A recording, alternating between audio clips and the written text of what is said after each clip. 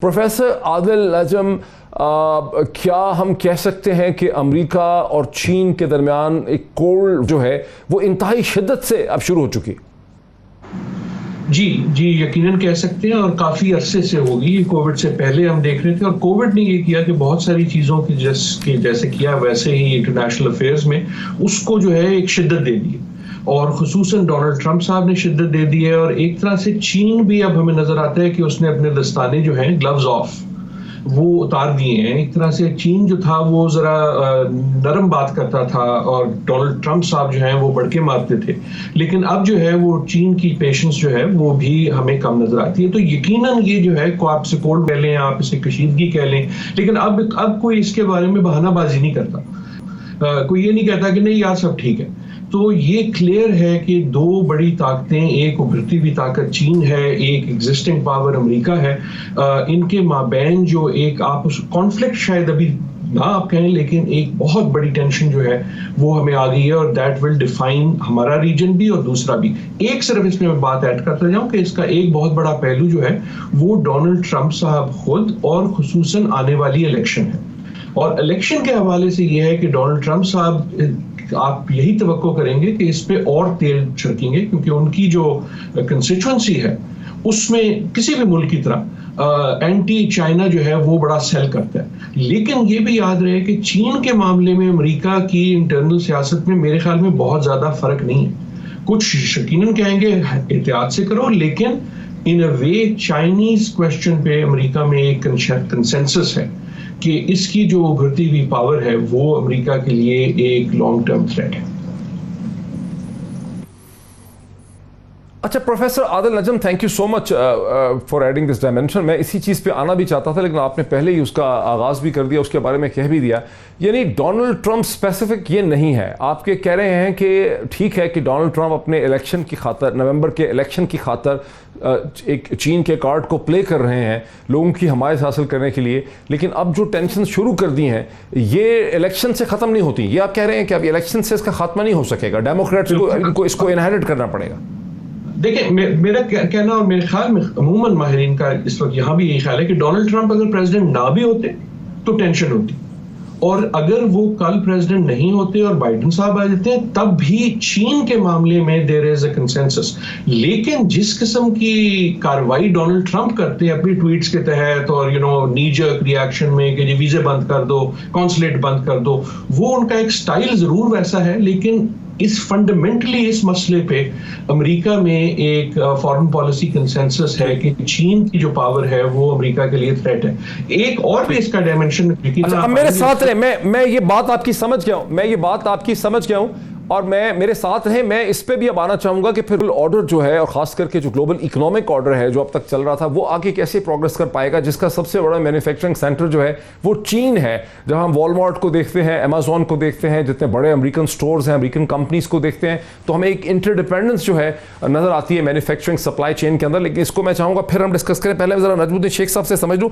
Najmuddin Sheikh Sahab, you have been the ex foreign secretary of Pakistan. कितना important है हिंदुस्तान इस नई ग्लोबल टेंशन के अंदर? यानी ये ग्लोबल टेंशन का ऊंट किस करवट बैठेगा, इसमें हिंदुस्तान की अहमियत क्या है? हिंदुस्तान की अहमियत ये है कि वो क्वाड बना है। यानी अब हिंदुस्तान और अमेरिका, ऑस्ट्रेलिया और जापान के साथ मिलके और आसियान ममालिक और चाइना सी में वो एक अपनी प्रेजेंस को एंटर करना चाहते हैं और चाहते हैं कि इसकी बिना पे वो आगे बढ़ सके। हालांकि जयशंकर साहब कहते हैं कि साहब हम अभी रूल ऑफ लॉ चाह रहे हैं, हम चाह रहे हैं कि हम किसी के साथ न हो। We will follow an non aligned policy, we will follow a policy which is in the interest of India alone. And लेकिन जो चीज़ें नज़र आ रही हैं, ख़ास तौर पे जो नेगोशिएशंस अभी हो रही हैं और जो चीन को जो अमेरिका ने, पोम्पियो साहब ने कहा है हिंदुस्तान से कि साहब हम आपके साथ हैं अगर आप चाइना को रेजिस्ट कर रहे हैं, और इससे वो चाह रहे हैं कि इसको पब्लिक न किया जाए कि हमारे कौन से ताल्लुकात होंगे। दूसरी चीज़ के हमें तीन चीज़ें, अगर I want to deviate a little from your question, कि इस वक्त हमें किन चीज़ों पे फोकस करना है पाकिस्तान की फॉरेन पॉलिसी की नज़र से। अवलन के हमें अभी न्यूक्लियर थ्रेट इनिशिएटिव ने कहा है कि साहब the most improved security situation in terms of nuclear controls and nuclear ability to be able to say कि हमारे यहाँ सब ठीक है। सबसे बड़ी इम्प्रूवमेंट न्यूक्लियर थ्रेट इनिशिएटिव के वो पाकिस्तान में हुई है। पाकिस्तान में हुई है। Very congratulations to all Pakistani people. दूसरी चीज के हिंदुस्तान ने 3,500 के करीब सीज़फायर वायलेशंस की थी पिछले साल, और इस साल अभी तक 1,800 से ज़्यादा हो चुकी हैं। वो चलती जाएंगी क्योंकि चीन हिंदुस्तान को इस वक्त इसकी ज़रूरत है कि वो कह सके कि कश्मीर में जो उसकी मुश्किलातें हैं वो मुश्किलातें सब पाकिस्तान की और पाकिस्तान के हाथ से जो इन्फिल्ट्रेशन है उसकी वजह से होती है, और जब तक ये रुकेगी नहीं तब तक हम पाकिस्तान के साथ बात नहीं करेंगे। अब आप ये नहीं कह सकते कि साहब हम रूल ऑफ लॉ के लिए हैं और उसके बाद कहें कि साहब हमने शिमला एग्रीमेंट को छोड़ दिया, हमने जो फाइनल सोल्यूशन वर्कआउट करनी थी उसको छोड़ दिया, ये आप कर नहीं सकते।